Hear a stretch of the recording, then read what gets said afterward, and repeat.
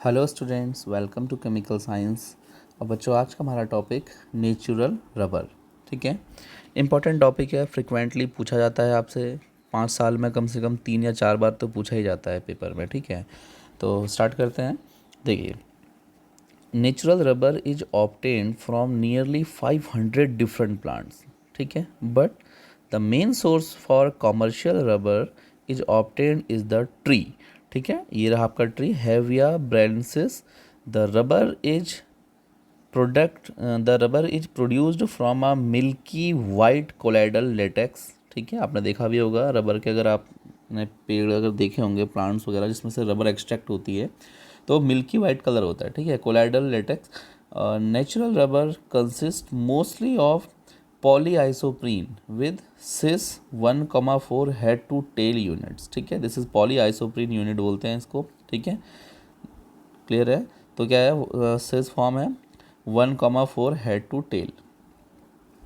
ठीक है, देन देखिए, ये रहा इसका पॉलीमराइजेशन। ठीक है, ये आपका आइसोप्रीन यूनिट है, इसका पॉलीमराइजेशन करने से ही आपको रबर मिलता है। बच्चों, कैसे मिलता है? देखिए, ये रहा आपका आइसोप्रीन यूनिट। ठीक है, आप चाहो तो उसको वैसे जैसे आपने पहले बनाया था ऐसे भी बना सकते हो, लाइक दिस। ठीक है, सेम है, दोनों एक ही चीज़ें हैं। क्लियर? ठीक है, तो आप इसका पॉलीमराइजेशन कर दीजिए। यस, पॉलीमराइजेशन करना आपको बहुत अच्छे से आता है, क्योंकि हमने चैप्टर में डिस्कस किया था जब। तो क्या करते हैं, देखिए, इधर की साइड कोई लेफ्ट, ये जो आपका रिएक्टेंट मॉलिक्यूल्स की लेफ्ट साइड कोई बॉन्ड नहीं है ना, हम इसको शिफ्ट करते थे इधर की साइड, और इस डबल बॉन्ड को शिफ्ट करते हैं इधर। ऐसे ही आगे अगर कोई मॉलिक्यूल होगा तो उसका बॉन्ड होगा इधर। क्लियर है? तो देखिए, यहाँ को सिंपल आगे का सिंगल बॉन्ड बन जाता है, तो ये रहा आपका सिंगल बॉन्ड। देन CH2, ये डबल सिंगल में कन्वर्ट हो जाता है। देखो, ये डबल सिंगल में कन्वर्ट हो गया, बट सिंगल डबल में कन्वर्ट हो जाता है, लाइक दिस, और डबल सिंगल में कन्वर्ट हो जाता है। ठीक है, ऐसे करके चेन आगे की ओर चलती रहती है। इसका मैंने यहाँ होल N लगा देता हूँ, क्योंकि ये N मॉलिक्यूल्स हैं। क्लियर हुआ? और जो साइड चेन है, आप उसको ऐसा छोड़ दीजिए, उसकी आपसे कोई दिक्कत नहीं है। ठीक है, उसका आपको कोई लेना देना नहीं होता है। क्लियर है? तो ये क्या है, इसका पॉलीमराइजेशन है। ठीक है, ऐसे ही रबर का छोटी छोटी आइसोप्रीन यूनिट जो है पॉलीमराइज हो जाती हैं और एक बड़ा मॉलिक्यूल फॉर्म करती हैं। Then natural rubber having a cis geometry. ठीक है, ये आपसे पूछ सकता है क्वेश्चन 1 मार्क्स में कि जो नेचुरल रबर होता है उसकी ज्योमेट्री कैसी होती है, उसके स्ट्रक्चर की। ठीक है, तो cis geometry has a structure in which the chain is folded and hence there is a loss of crystalline property. ठीक है, the most outstanding outstanding property of natural rubber is its elasticity, due to which it has variety of commercial applications। ये बात आपको ही पता है, rubber में एक सबसे इंपॉर्टेंट बात होती है किसमें, इलास्टिसिटी होती है। ठीक है, इलास्टिसिटी, इलास्टिक, मतलब आप उसे जैसे आप उसमें खींचते हो तो आप उसको छोड़ोगे तो वो अपनी प्रीवियस पोजीशन में आ जाता है। ठीक है, और इसीलिए इसकी इतनी कॉमर्शियल एप्लीकेशंस होती है। ठीक, then rubber is one of the very good example of elastomer.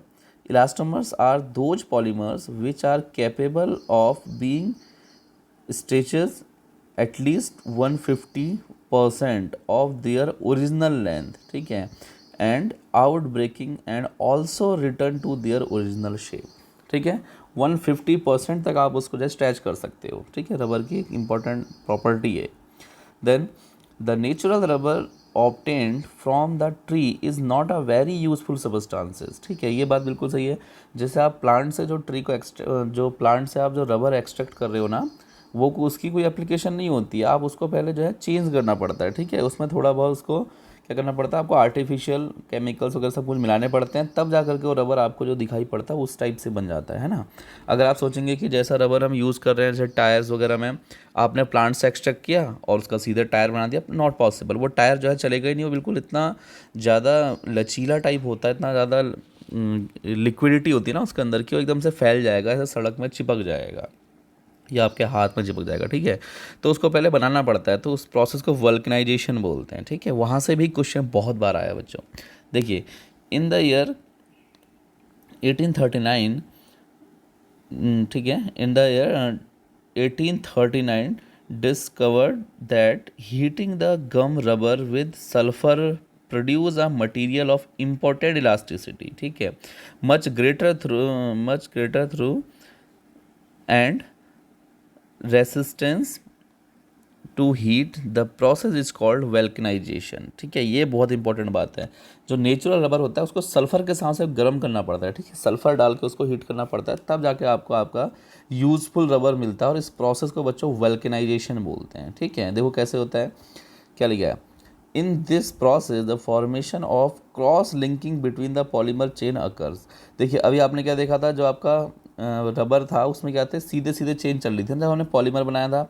अब इसमें क्रॉस लिंक हो जाती है, मतलब ऊपर नीचे भी रबर के ऐसे लेयर्स चढ़नी शुरू हो जाती हैं। ठीक है, because of these cross links the polymer resist distortion and tends to return to its original shape.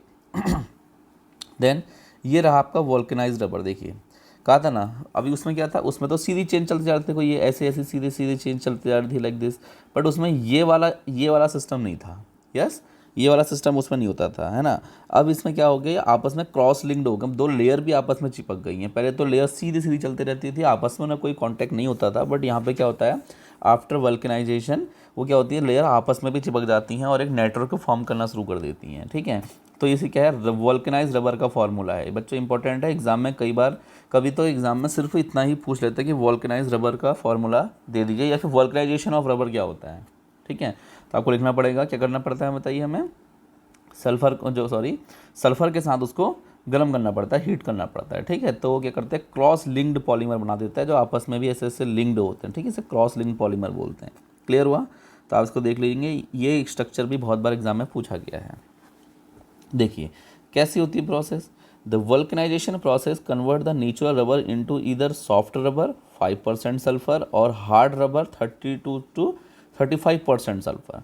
तो आपको कैसा रबर चाहिए वो डिपेंड करता है सल्फर की परसेंटेज में। ठीक है, अगर आपको बहुत सॉफ्ट टाइप का रबर चाहिए तो आपको 5% सल्फर के साथ उसे गर्म करना है, और एकदम हार्ड रबर चाहिए जो एकदम हार्ड कामों के लिए, जैसे टायर वगैरह के लिए यूज़ होता है, तो 32 to 35% सल्फर आपको वहाँ पे चाहिएगा। ठीक है, the vulcanization process can be catalyse by certain organic substances known as accelerator. Clear है, तो आपको वहाँ क्या करना है, उसके लिए कैटलिस्ट जो यूज़ करना है उसे क्या बोलते हैं, एक्सेलरेटर। ठीक है, वैसे भी कैटलिस्ट जो है एक्सेलरेट कर देते हैं, देन ये है आपका डाइफिनाइल ग्वानिडीन। ठीक है, तो टेट्रामिथाइल थायोयूरिया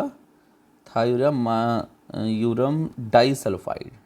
ठीक है, तो यही वो आपके क्या है, कैटलिस्ट हैं जिनके साथ आप इसे गर्म करना है। ठीक है, ये मरकैप्टो बेंजीनॉइड्स है। ठीक है, बेंजे ट्राइओजोल। ठीक है, ट्राइजोल। तो मरकैप्टन जो यूज़ होता है बच्चों, मरकैप्ट ग्रुप जो है ना, स्पेशली सल्फर के लिए यूज़ होता है। ठीक है, देखिए अब हमारा एग्जाम्पल है स्टायरीन ब्यूटाडाइन रबर। ठीक है, ये बहुत इजी रिएक्शन है, देखिए कैसे होती है। It is a copolymer made from styrene and 1,3 butadiene. ठीक है, स्टायरीन जानते हो ना, दिस इज स्टायरीन। ठीक है, स्टायरीन है, और ये क्या है, 1,3 ब्यूटाडाइन, 1,3 ब्यूटाडाइन।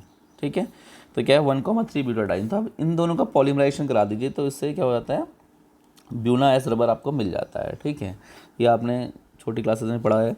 देखिए क्या है ब्यूना एस रबर, क्या करना है आपको पता है कि पॉलीमराइजेशन करना होता है, इस डबल बॉन्ड को यहाँ शिफ्ट, इस डबल बॉन्ड को इधर शिफ्ट, इसको यहाँ, और अगले यहाँ कोई होगा तो इधर। तो ये देखो अब जो ये है लेफ्ट में क्या हो जाएगा, देखो ऐसे सिंपल चेन बन जाना शुरू हो जाएगी, ऐसे बहुत सारे मॉलिक्यूल। फिर ये रहा आपका CH, इसमें आपका क्या है, बेंजीन रिंग। यस, फिर सिंगल बॉन्ड CH2, फिर सिंगल बॉन्ड CH2, जहाँ बॉन्ड नहीं होता है वहाँ सिंगल, जहाँ डबल होता है वहाँ सिंगल, जहाँ सिंगल होता है वहाँ डबल। ठीक है, और देखो ये बॉन्ड डबल था तो सिंगल हो गया, यहाँ सिंगल था तो ये डबल हो गया। क्लियर है, और ऐसे चेन आगे को चलती रहेगी, यही आपका पॉलीमराइजेशन प्रोसेस होती है। इसे बोलते हैं क्या, ब्यूना एस रबर। ठीक है, तो कई बार ब्यूना एस रबर के मोनोमर्स पूछ लेता है, तो कौन होते हैं बच्चों बताइए, स्टायरीन, दिस इज स्टायरीन। ठीक है, और 1,3 ब्यूटाडाइन।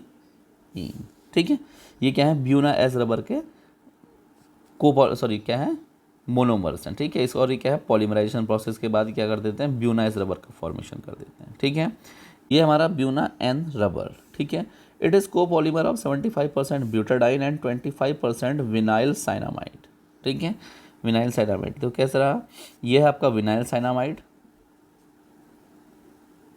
ठीक है, ये रहा आपका विनाइल साइनामाइड और ये रहा आपका 1,3 ब्यूटाडाइईन। इनका पॉलीमराइजेशन आप करेंगे।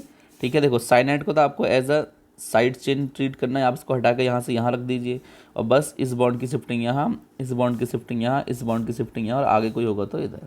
ठीक है, तो ये रहा आपका इसका पॉलीमर। क्लियर हुआ? ये क्या आपका Buna N rubber, this is Buna N rubber. ठीक है, तो ये था हमारा ब्यूना एन रबर। क्लियर हुआ? छोटा सा टॉपिक था, ज़्यादा बड़ा टॉपिक नहीं है। ठीक है, तो आप इंपॉर्टेंट टॉपिक है बच्चों, इसको आप लोग अच्छे से करिएगा नोट, क्योंकि ये बहुत बार पूछा जाता है। ठीक है, ओके, तो मिलते हैं फिर नए लेक्चरों में।